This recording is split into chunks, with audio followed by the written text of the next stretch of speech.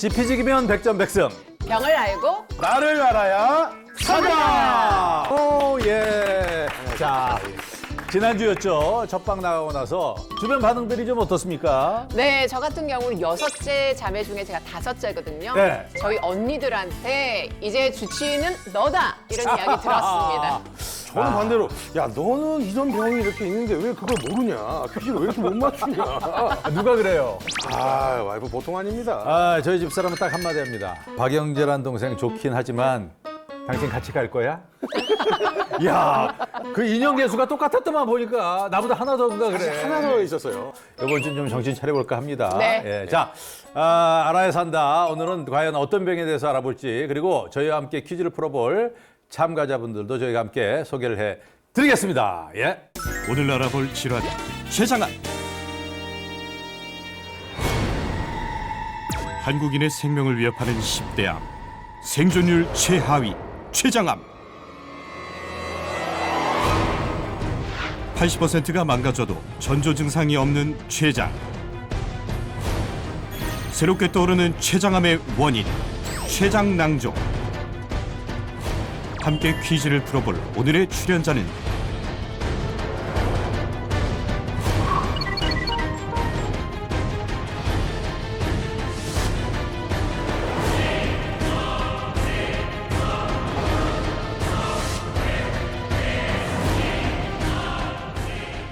자, 반갑습니다. 예.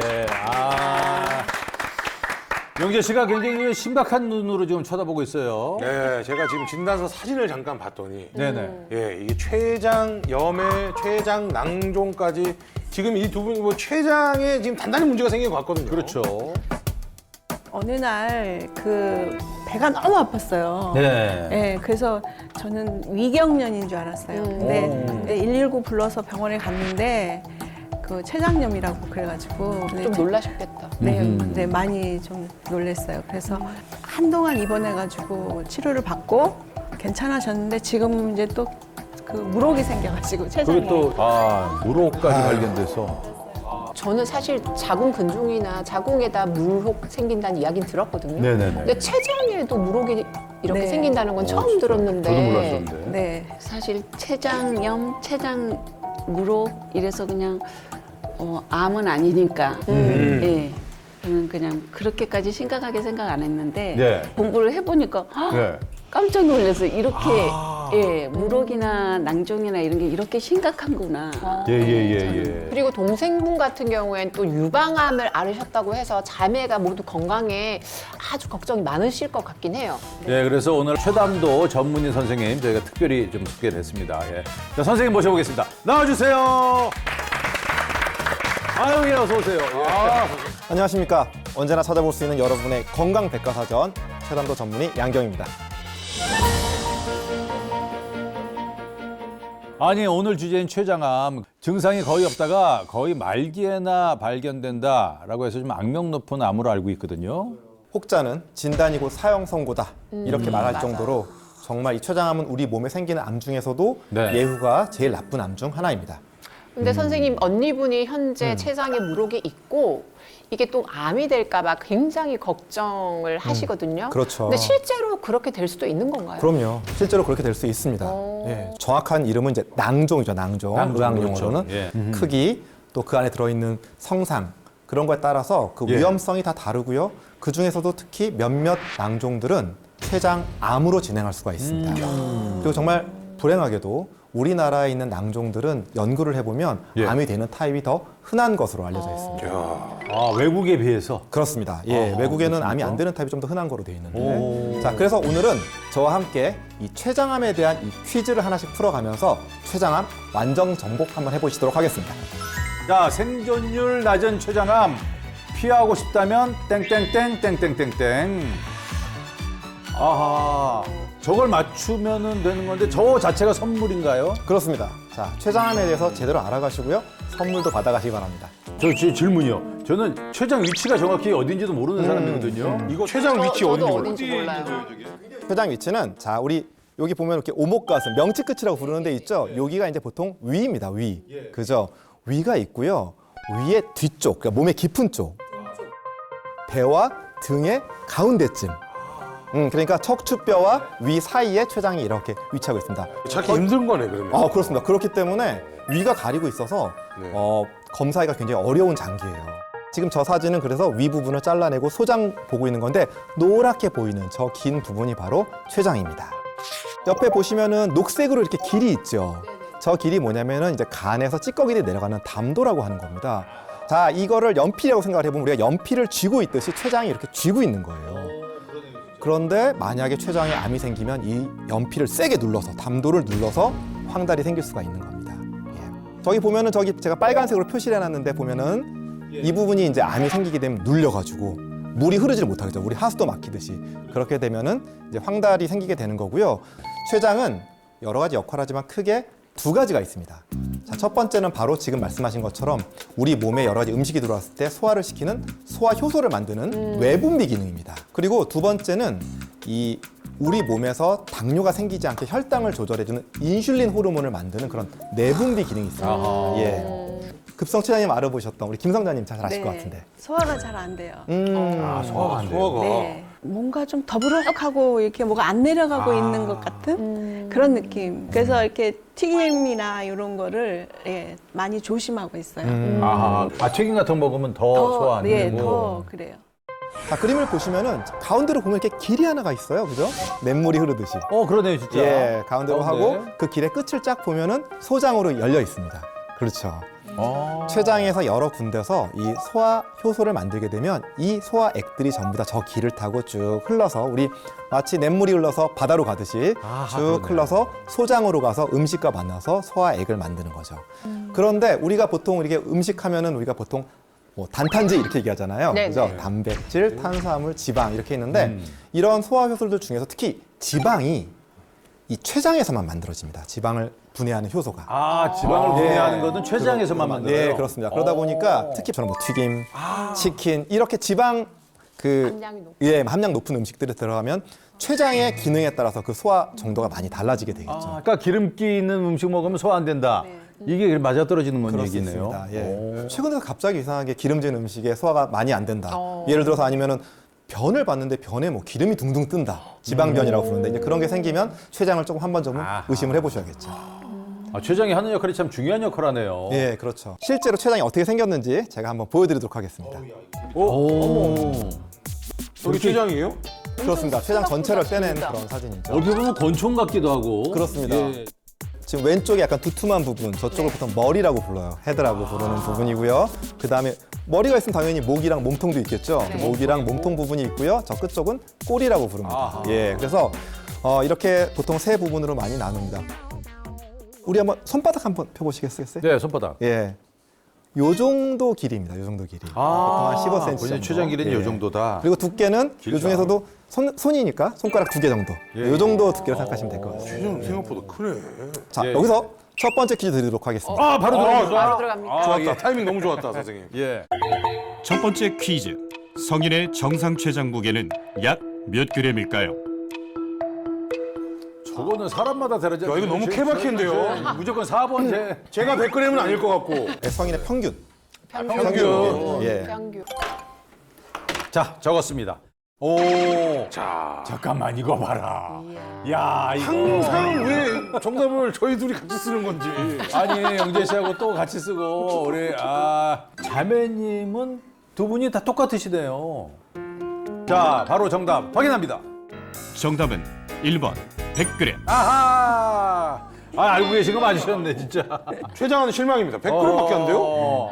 동생분도 아셨어요? 저도 평소에 이렇게 건강 프로에 관심이 많아서 전철 타고 오면서 선생님 강의 열심히 듣고 왔어요. 아, 이런 식이 있습니까? 아니, 그런데 아니, 이렇게 과외하고 오시면 어떡합니까? 우리만 잘 공부하면 되네요. 우리만 다 알기만 하면 되는 거예요. 췌장의 크기에 대해서 제가 알아봤는데 그 정도가 표준이라 이거네요, 우리. 자, 근데 생각해 보면 참 이 췌장이 참 야속합니다. 야속하다고요. 예. 췌장이 야속하더라. 췌장을 전공하는 사람 입장에서는 이게 뭐가 좀 이렇게 뚜렷한 증상이나 아니면 신호를 주면 참 좋은데 네. 이게 췌장에 이상이 생겨도 맞아, 어떤 맞아. 전조 증상이 없고요. 일찍 신호를 주지 않아서 결국은 병이 많이 진행된 후에야 알게 되는 경우들이 많이 있습니다.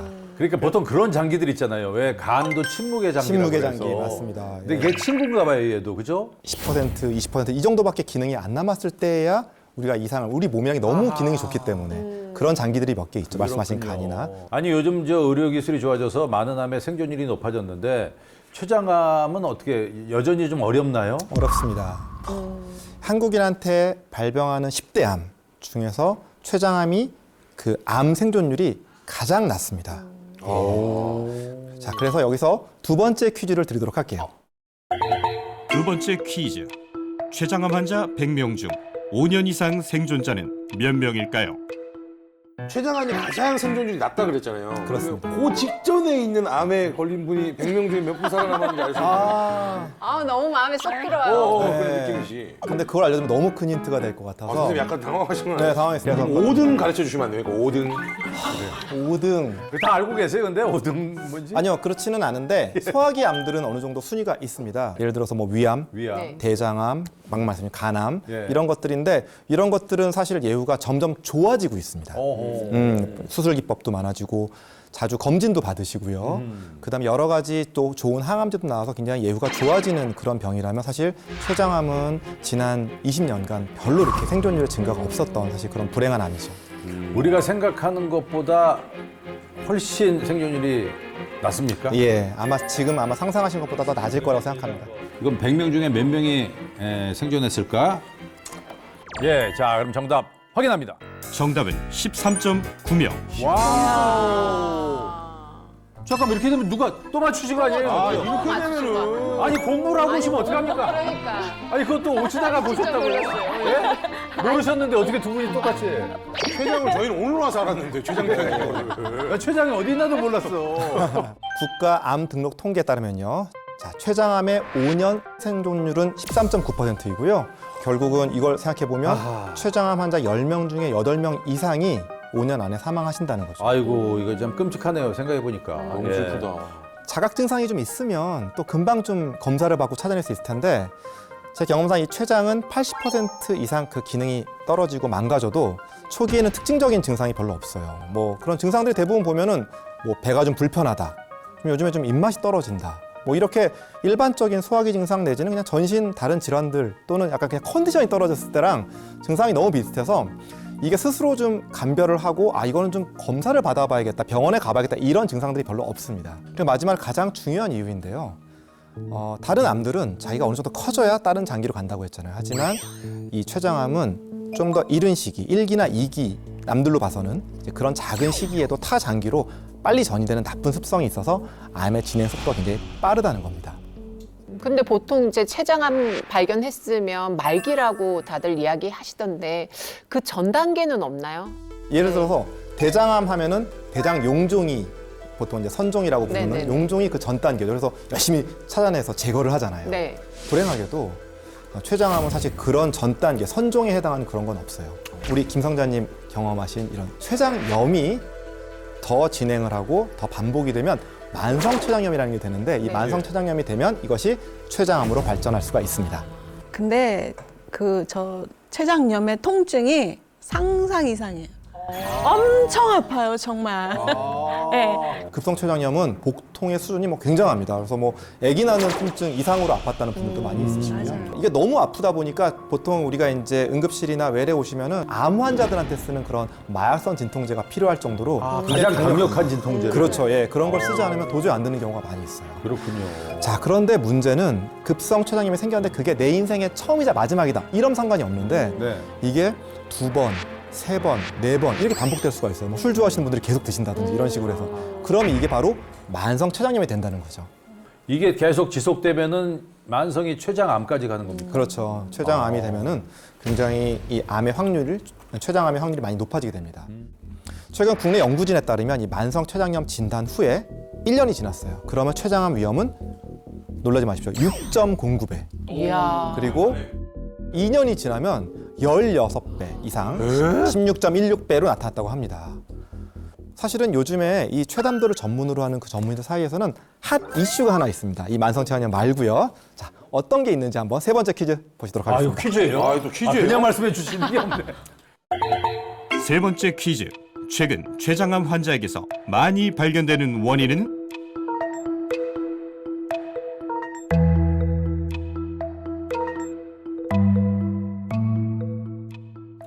이거는 그림으로 봐도 셋 다 너무 안 좋아 보이는데 그러니까요. 저거 중에서 제일 안 좋겠는 거, 안 좋아질 확률이 높은 거.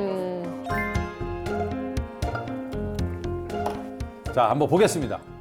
2번은 예. 많이 썼고, 아하, 이 두 분이 계속 맞추고 계신데 두 분이 또 2번을 쓰셔서. 저희 아까 보고 왔다니까요. 선생님 강의. 아니 왜 이러세요? 아니 그러면 아하, 잠깐만요. 뭐 골고루 나왔으니까 정답 바로 확인합니다.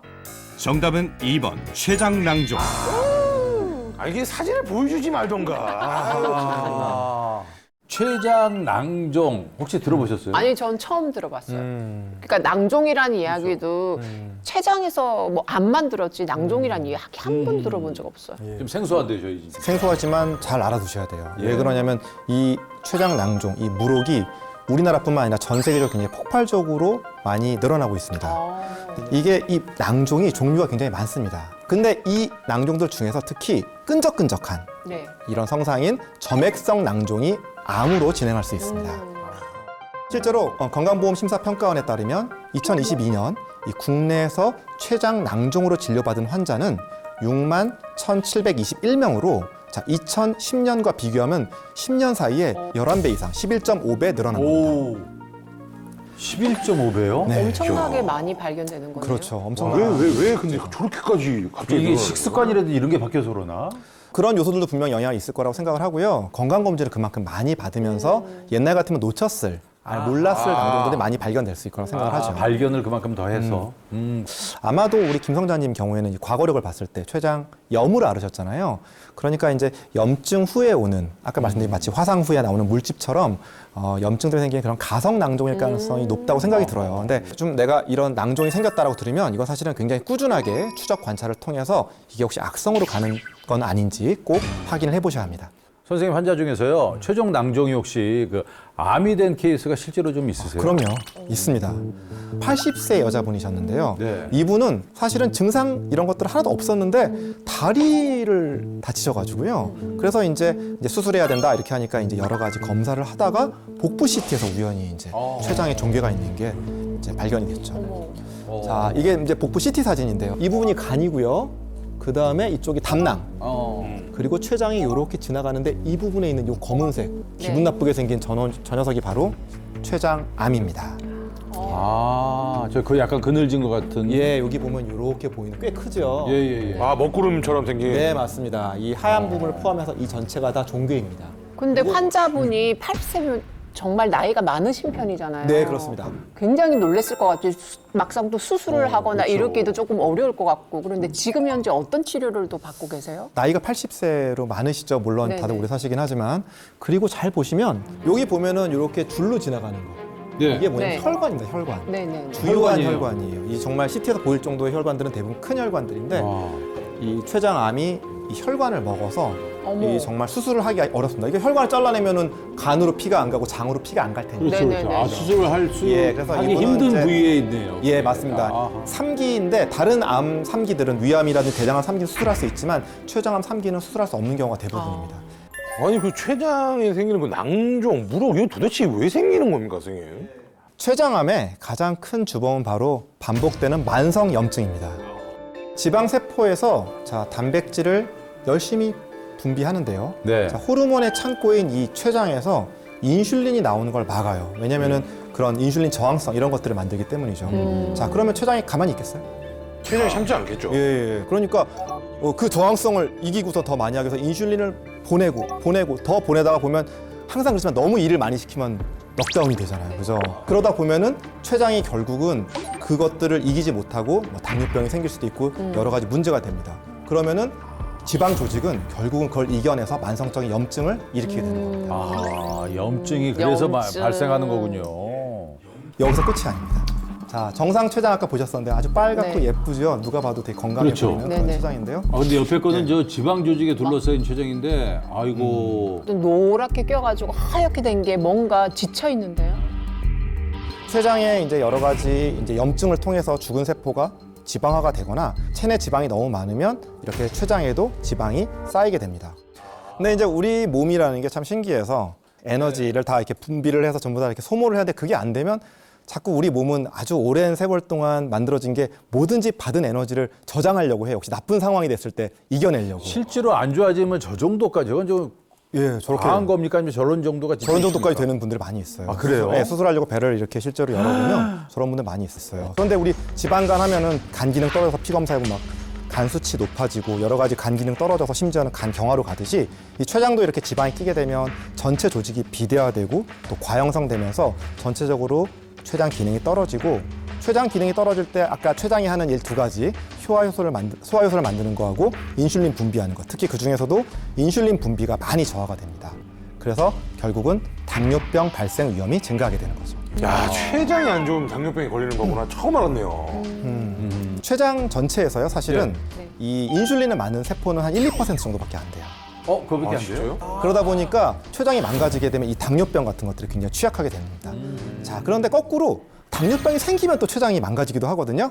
자, 여기서 마지막 퀴즈 드리도록 하겠습니다. 예. 벌써 마지막이에요? 야. 네 번째 퀴즈. 50세 이후 당뇨병을 진단받으며 췌장암 발병 위험이 최대 몇 배 높아질까요? 자, 보겠습니다. 자, 7배가 다 비슷비슷한데요? 7.8배. 자, 답이 있습니까? 있습니다. 있어요? 있습니까? 떨린다. 자, 보겠습니다. 정답은 7.5배. 아, 이야. 당뇨병을 진단받은 성인 8만 8,396명과 같은 수의 비당뇨 대조군을 대상으로 췌장암 발병 위험을 비교 분석해 본 겁니다. 50세 이상의 나이에 당뇨병을 처음 진단받았다. 이러면 당뇨병이 없는 동년배보다 췌장암 발병 위험이 7.5배 높았습니다. 자, 특히 당뇨병 진단 6개월 이내에 발생 위험이 가장 큽니다. 그러니까 쉽게 말해서 췌장암 때문에 이제 당뇨가 드러나게 된 거죠. 기능이 떨어지니까. 자, 그렇기 때문에 본인이 자, 50대, 60대 이상인데 네. 안 그랬던 당뇨가 갑자기 생겼다. 또는 네. 내가 당뇨가 있긴 했는데 네. 잘 조절됐었는데 갑자기 당이 조절이 되질 않는다. 심해진다. 이럴 때는 좀 췌장암 의심을 해볼 필요가 있다는 거죠. 자, 그런데 여러분 이 혈당이 올라가면 췌장암을 일으키는 암세포가 생기는 거 알고 계세요? 몰라요. 암세포 혈당이 올라가면. 간다고요? 혈당이 올라간다는 건 결국 혈중 안에 당 성분이 올라간다는 네, 거죠. 네, 네. 그렇게 되면 이 당의 독성이 생겨서요. 네. 예. 췌장을 그게 직접적으로 공격을 하게 됩니다. 자꾸 일을 시키는 거죠. 이렇게 되면 췌장암의 발병률이 올라갑니다. 특히 이 당뇨병 환자분들은 원래도 이 당뇨병 자체가 염증이 굉장히 취약하죠. 면역력이 떨어지고 이 만성 염증 상태와 산화 스트레스 그리고 당화 생산물이라고 하는 이런 굉장히 안 좋은 물질들이 많아지면서 이 췌장암뿐만 아니라 암이 생성되기 굉장히 좋은 환경이 되는 거죠. 자, 그러면 췌장 건강을 위해서요. 좀 이렇게 좀 우리가 꼭 지켜야 할 습관이랄까? 뭐 어떤 게 있겠습니까? 당연한 얘기지만 흡연과 음주는 좋지 않습니다. 누구나 또 피해갈 수 없는 게 있는 게 바로 그게 식습관이죠, 식습관. 네, 정말 맞아요. 중요합니다, 식습관. 특히 포화지방이 많은 소, 돼지, 또 양과 같은 이런 붉은 고기는 뭐 췌장이 아주 정말 큰 독인데요. 자, 그 이유는 이 육류나 이런 또 포화지방을 과다 섭취를 하면 이걸 소화시키기 위해서 췌장이 열일을 하겠죠. 예, 아까도 말씀드렸잖아요. 지방은 이 췌장에 나오는 소화효소만으로 소화를 시켜야 되기 때문에. 막 일하다가 네. 지치고. 그렇게 일을 많이 하다 보면은 췌장이. 또 이런 것들이 역류하면서 췌장 세포를 또 파괴할 수 있기 때문에 굉장히 안 좋습니다. 그러면 선생님은 고기 안 드세요? 아, 아니요. 저도 고기 되게 좋아합니다. 저도 굉장히 좋아하는데요. 이제 나이가 들수록 이 근육 많이 감소되잖아요. 예. 근육 이 채우기 위해서 운동뿐만 아니라 밖에서 분명 단백질을 많이 먹어줘야 됩니다. 그런데 이제 우리가 항상 그렇지만 고기 먹을 때 술 드시게 되고 술 마실 때 또 우리가 꼭 끝나고 나면은 또 면 음식도 먹거나 네. 맞아요, 밥도 맞아요. 드시잖아요. 냉면이죠. 그러다 보니까 이게 사실은 그 자체가 나쁘다기보다 거기에 따라오는 부수적인 게 되게 나쁘잖아요. 아하. 그렇기 때문에 이제 고기 드실 때는 췌장에 부담을 주는 탄수화물 또 중요한 게 술 이런 것들은 좀 같이 하시지 않거나 최대한 많이 줄이시는 것이 좋겠습니다. 췌장 건강 관리를 위해서 뭐 신년에 또 많은 분들이 또 뭔가 결심하고 계획하실 텐데 조언을 주신다면 어떤 게 있으실까요? 예, 당뇨병이 있다던가 췌장암이 가족력이 있다던가 아니면 췌장 낭종 그렇죠? 이런 것들 또는 이제 만성 췌장암 앓으시는 그런 분들은 정말 명확한 이 위험군들은 1년에 한 번 복부 CT 검사를 꼭 받으시는 게 정말 좋을 것 같습니다. 맞습니다. 사실 저희가 이제 몰라서 더 두려웠어요, 그동안. 예. 작지만 소중한 장기인 우리 췌장에 대해서 아주 유익한 강의해 주신 우리 양기영 선생님, 감사합니다. 감사합니다. 고맙습니다. 감사해요. 네, 알아야 산다. 췌장암의 위험을 줄이고 건강하게 살 방법을 알려드릴 약사 이승입니다. 반갑습니다. 네, 어서 오십시오.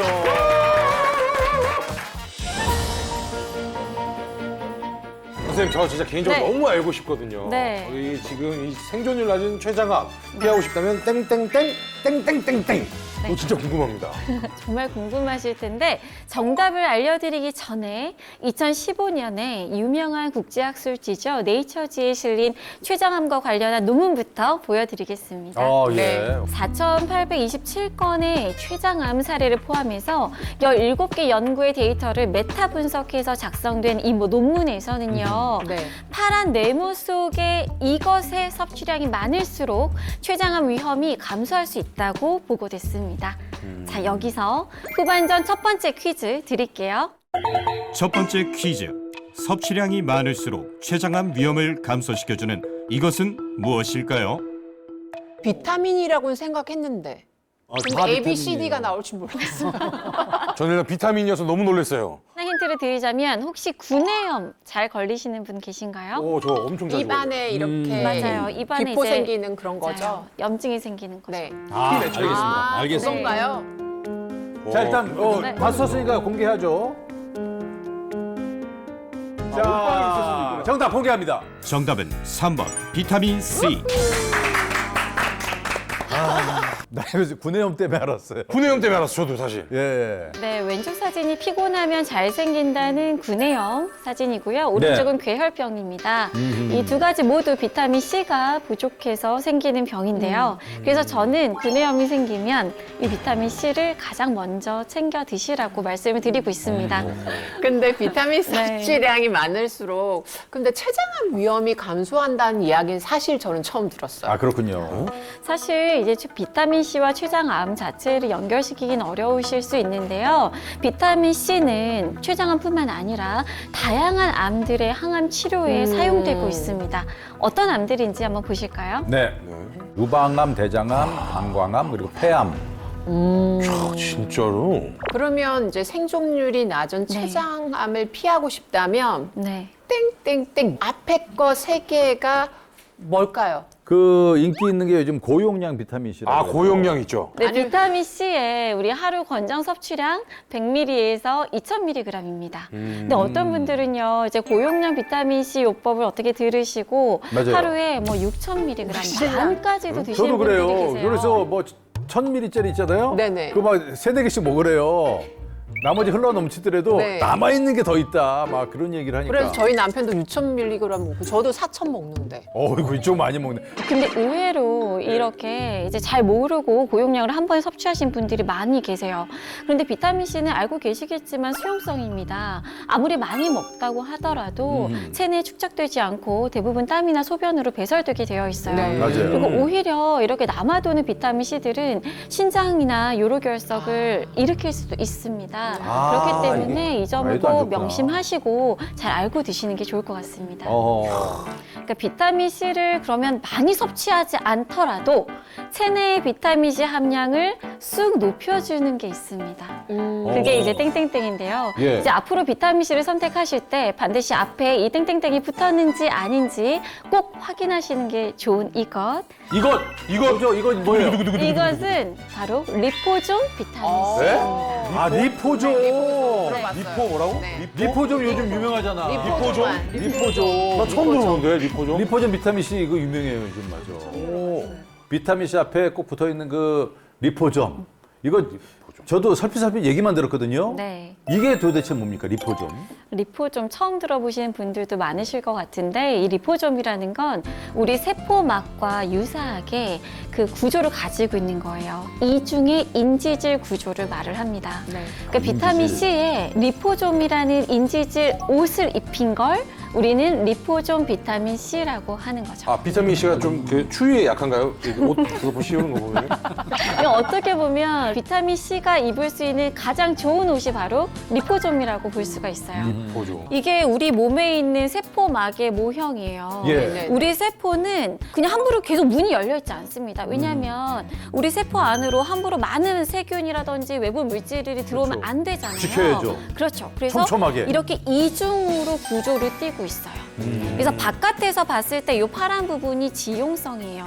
우리가 뭐 수용성, 지용성이라는 말을 하는데 네. 기름과 친한 녀석들이 지용성, 아하. 물과 친하면은 우리가 수용성이라고 합니다. 어허. 비타민 C는 뭐죠? 수용성. 수용성입니다. 예. 지금 이 세포막 바깥은 제가 뭐라고 지용성. 했죠? 지용성이에요. 네. 지용성은 수용성과 친하지가 않습니다. 네, 수용성. 비타민 C는 수용성 예. 들어가려고 하는데 문이 열리지가 않아요.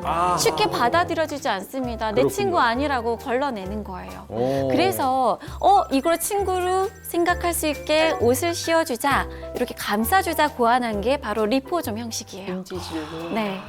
조금 더 이해를 돕기 위해서 실험 영상 보여드릴게요. 네, 시중에서 판매하고 있는 일반 비타민 C를 제가 물과 기름에 각각 넣어 보겠습니다. 비타민 C가 어떻게 변하는지 볼까요? 얘 왼쪽에 물에는 잘 녹는데 네, 기름에는 안 녹죠, 당연히. 덩어리 조이는 그대로 거. 있네요. 그렇습니다. 물에만 잘 녹고 기름에는 잘 녹아들지 못하는 게 바로 비타민 C가 가지고 있는 성질이에요. 아하. 그렇기 때문에 일반 비타민 C와 리포존 비타민 C는요, 세포막 안으로 들어가는 흡수율이 굉장히 큰 차이가 있어요. 네. 흡수율 차이가 어느 정도 됩니까? 이게 바로 두 번째 퀴즈가 되겠습니다. 그게 퀴즈라고요? 네. 두 번째 퀴즈. 일반 비타민 C 섭취 시 체내 흡수율은 얼마일까요? 다 적으셨죠? 네. 제출해 봅니다. 잠깐만. 전부 다 1번이고. 전부 다 1번인데 언니께서, 아니, 어머니 김성자 씨께서만 2번 적으셨어요. 답이 있습니까? 정답 있습니다. 있어요. 오. 정답은 1번 19%. 이거 봐. 19% 1번이네요. 자, 이렇게 되면은, 사상 최초로 혼자 받으십니다. 사실 아니, 정답을 근데- 맞히시긴 했는데 생각보다 너무 적은 수치 아니셨어요? 그래서 놀랐어요, 사실. 그쵸. 그래서 망설였는데, 네. 근데 저는 이렇게 수치가 낮은 걸 알고 네. 사실 4,000mg 먹은 거거든요. 4천 먹으면은, 1000 흡수되겠구나. 그러네. 그래서- 5천 먹어야 된다, 5천. 그래서 5천 먹어야 1,000. 6,000 먹으라고 하는 걸 너무 많은 것 같아서 4,000 먹었는데 근데 또 그렇게 접근했을 때는 신장이나 요로결석에 위험이 있기 때문에 함부로 그렇게 드시면 안 되는 네. 거고요. 맞아, 또 지금 이거를 보시는 분들께서 그동안 비타민C 나 꼬박꼬박 챙겨 먹었는데 너무 낮은 거 아니야? 이렇게 비타민C에게 좀 배신감이 드는 분들도 계실 것 같아요. 진짜 실제로 이렇게 리포좀으로 감싸지 않은 일반 비타민C의 체내 흡수율이 19%에 불과하다라는 건데요. 일반 비타민C는 섭취 후에 소변과 땀으로 많이 배출되면서 이렇게 흡수율이 낮을 수밖에 없습니다. 아니, 그러면은, 리포점 비타민 C는 그게 어느 바로 정도입니까? 후반전 세 번째 퀴즈 되겠습니다. 이게 또 퀴즈예요? 또 네. 이것도 세 오늘 번째. 스피드 하시네. 세 번째 퀴즈. 리포존 비타민 C 섭취 시 체내 흡수율은 얼마일까요? 와, 이거는 생각보다 너무 높은데요? 야, 이거 사실 너무 높아서 뭘 골라야 될지. 자, 정답 확인합니다. 정답은 4번 93%. 이거 봐. 맞았어요. 예. 근데 전 적으면서도 의심했는데, 네. 진짜 높다. 진짜 높으네요. 93%. 그러면 조금만 먹어도 되겠네요. 그렇죠. 일반 비타민C의 흡수율이 단 19%에 그쳤죠. 근데 리포존 비타민C의 흡수율이 무려 93%입니다. 근데 우리가 앞서서 췌장암에 대해서 살펴봤는데요. 그 비타민C 섭취량이 많을수록 우리 췌장암의 위험이 감소한다고 했잖아요. 네네네. 그렇죠. 그렇기 때문에 우리 일반 비타민C가 아닌 흡수율이 93%나 되는 리포존 비타민C를 섭취하셔야 체내 비타민C 비율을 높이실 수가 있습니다. 이제 그러면 비타민 C 먹을 때는 무조건 앞에 리포 좀 요거를 꼭 보고 네. 구매를 해야 되겠네요. 네, 중요합니다.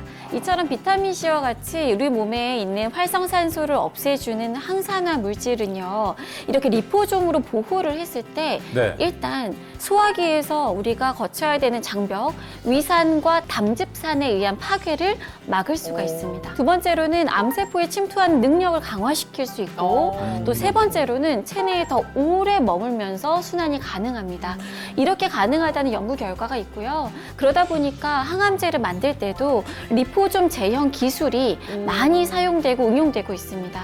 지난 10년 동안에 연간 2,000편 이상의 논문이 출판될 만큼 와. 이 리포솜 공법은 전 세계에서 주목받고 있는 기술이기도 합니다. 아, 그래요. 아, 우리 연구하시는 분들이 다들 노력하셨네요, 보니까. 예. 실제로 일반 비타민C와 리포솜 비타민C를 섭취했을 때 혈중 농도 변화 그래프 보시겠습니다. 이야. 예상표 오, 보시면 단연 높네요, 네, 진짜. 빨간색 아래에 위치한 게 일반 비타민C 곡선이에요. 네네. 일반 비타민C는 섭취하고 4시간 뒤에 이제 혈중 농도가 2까지 최대 피크를 올라갔는데 네. 반면에 리포솜 비타민C는 섭취 후에 같은 시간 5까지 2배 이상 그 혈중 농도가 올라간 거 보이시죠? 네. 그러네요. 그만큼 같은 시간 안에 굉장히 많은 흡수가 됐다라고 볼 수가 있는 거고요. 예. 게다가 리포솜 비타민C는 섭취 후에 12시간이 지났을 때조차 서서히 빠져나가네요. 네. 많이 이렇게 섭취됐으니까 몸에 그만큼 네. 천천히 빠져나가는 거네요. 맞습니다. 대단한 기술이다. 아하. 우리가 뭐 암을 예를 들었지만 암에 걸리지 않다고 하더라도 우리 여러분의 몸 또 저의 몸은 지금 이 순간에도 계속 산화적인 스트레스를 받고 있는 네. 상황이에요. 그렇죠. 맞아요. 산화적인 스트레스를 받게 되면요 피곤하죠. 네, 그리고 맞아요. 면역력도 떨어지게 됩니다. 예. 제가 그 김성자님도 지금 치매 어머님 간병 중이시라고 아, 아까 네. 들었어요. 아, 그러다 그러시군요. 보니까 네. 요즘 또 막 면역력 많이 떨어져서 걱정이시라고. 네. 시간이 자유롭지 못하니까 운동을 이렇게 제 시간에 나가서 하고 그런 환경이 안 되니까. 네. 면역 얘기가 나와서 그런데요. 여러분 혹시 킬러라는 별명을 가진 면역세포 아시나요? 잠깐만, 면역세포 이름이 킬러예요? 네. 야, 우리 모르는 게 너무 많지 않아요? 처음 들어봤어요. 정확히는 내추럴 킬러 셀. 그래서 와. NK 세포라고 하고요. 셀이 이거를, 세포니까. 네, 번역을 했을 때는 자연 살해 면역 세포입니다. 와우. 네. 이게 NK 어떤 세포. 거냐면 우리 몸에 정상적이지 않은 물질들, 비정상적인 네네네. 물질들이나 특히 암세포가 대표적이겠죠. 이 암세포를 이 NK세포가 만나면요. 암세포에 물질을 집어넣어서 이 암세포를 죽여버려요. 와우. 너무 좋다. 그래서 좋은 진짜 킬러가 아군이네. 되겠죠. 우리 몸을 지키려면 NK세포가 많아야 되죠. 좋겠죠. 그렇죠. 네. 그런데 치료를 위한 충분한 NK세포 수를 만드는 게 정말 어렵습니다. 근데 연결되면요, 이 비타민 C를 첨가했을 때 NK세포 기능은 그대로 유지를 하면서 NK세포가 더 많이 증식하는 걸 발견을 했는데요. 네. 어느 정도인지 놀라지 마세요. 비타민 C가 존재할 때 이 NK 세포 수가 무려 2,362배가 와우. 확장이 되고요. 2,300? 네, 그렇게 되면서 정상 또는 저산소 상태에서 종양세포를 죽일 수 있었다고 합니다. 그러니까요. 그렇습니다. 그래서 면역력이 떨어지면 자꾸 비타민 C 챙겨 드시라고 권하게 그래서 되는데요. 그렇구나. 물론 이렇게 드시더라도 흡수율을 따져서 리포솜 비타민 C를 드시는 게 좀 더 좋겠죠. 그러니까 나이가 들면 면역력이 점점 떨어져요. 근데 그 이유가요. 우리 몸에 나쁜 활성산소가 많아지고 그 활성산소가 암세포를 잡는 NK세포의 활동성을 또 떨어뜨리기 때문이에요. 아니 킬러가 활동성이 떨어지면 그 암세포 어떻게 잡는다고? 킬러가 지치면 안 되지. 그러니까. 네, 맞습니다. 정말 NK세포의 활성도가 떨어지면요, 암 발병 위험 역시 높아지게 되는데, 실제로 NK세포 활성도가 200 이하인 사람의 경우에, 그렇지 않은 경우에 비해서 대장암 발병 위험이요, 10.3배 와. 증가했습니다. 그리고 위암 환자의 경우에는 NK세포 활성도를 봤을 때 일반인 대비 7.4배나 낮았다는 연구 결과도 있습니다. 제가 이제 올해 50이 좀 됐거든요. 네. 50, 51 이렇게 되는데 1년 몸이 좀 다릅니다. 특히 이렇게 추운 겨울이 되면 네. 뭐 이렇게 체력 자체가 훅 떨어지는 거 바로 느껴져요. 맞아요. 맞습니다. 그래서 우리가 이제 건강을 좀 챙기기 위해서는요, NK 세포의 활성도를 좀 높여야 되고 또 나쁜 활성산소를 제거하는 게 굉장히 중요합니다. 그래서 리포존 비타민 C를 소개해 드렸는데요. 네. 우리 몸에 발생하는 활성산소를 제거해 주는 역할을 하는 게 바로 항산화제라고 해요. 항산화제. 항산화제의 항산화제. 뜻이 바로 이거예요. 활성산소를 없애준다는 거거든요. 그렇죠. 비타민 C는요, 누가 뭐라고 해도 굉장히 강력한 항산화제입니다. 이야, 되게 비타민 C 사실 별거 아닌 사실 저는 영양소라고 생각했거든요. 비타민 C가 진짜 열일을 하는 그런 근본적으로 영양소구나. 활력만 돌려고 에너지만 생기려고 비타민 C를 먹었었는데 하는 역할이 많네요, 진짜. 암뿐만 아니라 또 치매, 우리 굉장히 두렵죠. 치매도요? 치매가 치매 정말 무섭죠. 두렵죠. 두 분께 제가 질문 하나 드려보면 치매와 암이 있어요. 둘 다 너무 무섭지만 더 피하고 싶은 질병이 있다. 어떤 거 고르시겠어요? 두 분 다 이제 치매. 네, 네. 아이고, 맞아요. 사실 저도 그 집에 이제 10년 넘게 치매로 투병하시다가 돌아가신 할머니를 옆에서 지켜봤기 때문에 치매가 정말 얼마나 두려운지 알겠더라고요. 암은 그래도 통증은 있지만 예. 자기 정신이 있잖아요. 그렇죠. 근데 치매는 정말 아무것도 몰라요. 너무나 예, 예. 무서워, 사실. 자기 예. 의지로 할 수 있는 게 없어요. 이 66세에서 90세 노인들의 혈중 비타민C 농도를 측정했더니요. 혈중 비타민C 농도가 감소하면 인지 능력이 떨어지고 또 치매 노인의 경우에 있어서 비타민C 농도가 치매가 아닌 노인에 비해서 낮았다는 결과가 있습니다. 그런데 이 노인들에게 비타민C를 섭취시켰더니 인지 기능이 개선되면서 또 혈관성 치매 예방에 도움을 주었다고 합니다. 아, 그렇군요. 그러면 두 자매님은 정말 비타민 C 열심히 챙겨 드셔야 되겠어요. 네. 그냥 비타민 C 말고 리포존. 네, 비타민. 알겠습니다. 네, 뇌 건강에 있어서 꼭 리포점이어야 하는 이유가 있어요. 우리의 뇌는요, 굉장히 중요한 장기잖아요. 네, 그렇죠. 네, 네. 그래서 이 뇌혈관 같은 경우에는요, 굉장히 안전장치가 잘 되어 있어요. 나쁜 물질이 이제 뇌 쪽으로 넘어가지 않게끔 하기 위해서 세포막과 같은 인지질로 된 뇌혈관 장벽을 견고하게 만들어 놓고 있습니다. 그래서 이 장벽 때문에 사실은 뭐 영양제뿐만 아니라 뇌 질환 치료에 필요한 약물들조차도 쉽게 이 뇌혈관으로 함부로 들어갈 수가 없습니다.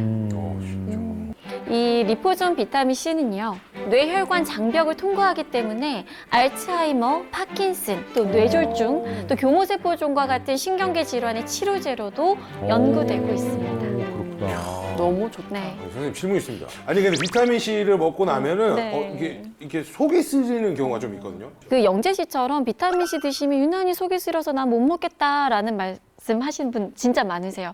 근데 이제 비타민 C 자체가 이렇게 워낙 산성이 강하기도 하지만 일반 비타민 C를 섭취하셨을 때 이게 위산과 소화 효소 그리고 장내 세균총에 의해서 파괴되거나 그러면서 구조적인 변화가 발생하기 때문에 위장 장애가 더 심하게 느껴질 수 있어요. 하지만 리포존 비타민 C는요, 위와 장을 통과할 때도 인지질 보호막이 쌓여져 있어요. 그렇기 때문에 속쓰림은 걱정 안 하셔도 되고요. 소장까지 파괴되지 않고 도달을 해야 소장에서 흡수가 됩니다. 그리고 나서 혈액을 타고 뇌와 또 다른 장기로 운반돼서 쓰일 수가 있는 거죠. 아, 그렇군요. 소장과 대장을 연결해주고 고정해주는 장간막을 찍은 복부 초음파 사진입니다. 이제 왼쪽 사진은 리포존 비타민 C를 섭취하기 전에 찍은 복부 초음파 사진이고요. 아하. 오른쪽은 섭취 90분 후에 복부 초음파 사진을 찍어봤습니다. 리포존 비타민 C가 소장에서 잘 흡수가 되고 있나 보려고 했던 건데. 아, 저게 기포가 맞습니다. 발생해요? 네, 이 기포를 통해서 소장에서 흡수가 잘 된 걸 확인할 수가 있다라는 거죠. 아, 자, 기포가 생기면은 이제 이렇게 사진으로까지 확실하게 확인할 수 있네요. 뭔가 신기하네. 오. 네. 일반 비타민 C와 또 그러면 리포존 비타민 C를 섭취했을 때 이게 미세기포 신호가 굉장히 큰 차이가 난 거 보이시죠? 엄청난 차이인데요, 네. 저거는. 이 신호 강도가 이렇게 컸다라는 거는 그만큼 잘 들어갔다라는 거거든요. 장간막 쪽에 잘 도달을 했다라고 볼 수가 있거든요. 그렇기 때문에 비타민 C를 드실 때 꼭 리포 좀 기억하시면 좋겠습니다. 아, 그렇군요. 예. 선생님, 리포존 비타민 C 선택할 때나 뭐 섭취할 때 꼭 기억해야 할 것이 있을까요? 네, 리포존 비타민 C는요, 일반 비타민 C와 비교했을 때 더 높은 혈중 농도로 오래 지속된다는 연구 결과가 있습니다. 그래서 보통은 하루에 비타민 C 1000mg 많이 드시는데 리포존 비타민 C는 흡수율이 높은 만큼 하루에 500mg만 섭취하시면 될 것 같습니다. 그렇기 때문에 비타민 C를 선택하실 때는 흡수율과 지속력이 높은 식약처에서 기능성과 그 안전성을 인정받은 리포존 비타민 C를 선택하시기 바랍니다. 다만 특이 체질이나 알레르기가 있는 분들 전문의와 상의하시고 섭취하시면 되겠습니다. 비타민 C 고를 때 리포점 꼭 기억해야 될 것 같습니다. 네. 예. 자, 1등은 두 분이 동률로 하셨고 리포점 비타민 C 6개월치 푸짐하게 선물로 드리겠습니다. 축하합니다. 축하드립니다. 평소에 모르던 네. 비타민 C에 대해서도 수용성이라 뭐 이렇게 빠져나간다고 그래서 많이 먹어도 되는 줄 알았거든요. 예, 근데 그것도 많이 먹으면 안 된다고 예. 오늘 알았습니다. 그래서 예. 유익한 시간이었던 것 같아요. 예. 그리고 선생님 너무 고맙습니다. 예, 수고하셨습니다. 예, 감사합니다. 자, 여기서 인사드리겠습니다. 지피지기면 백전백승. 알아야 산다. 다음 시간에 찾아뵙겠습니다. 우리 다 같이 한번 외쳐볼까요? 네, 알아야 산다. 고맙습니다.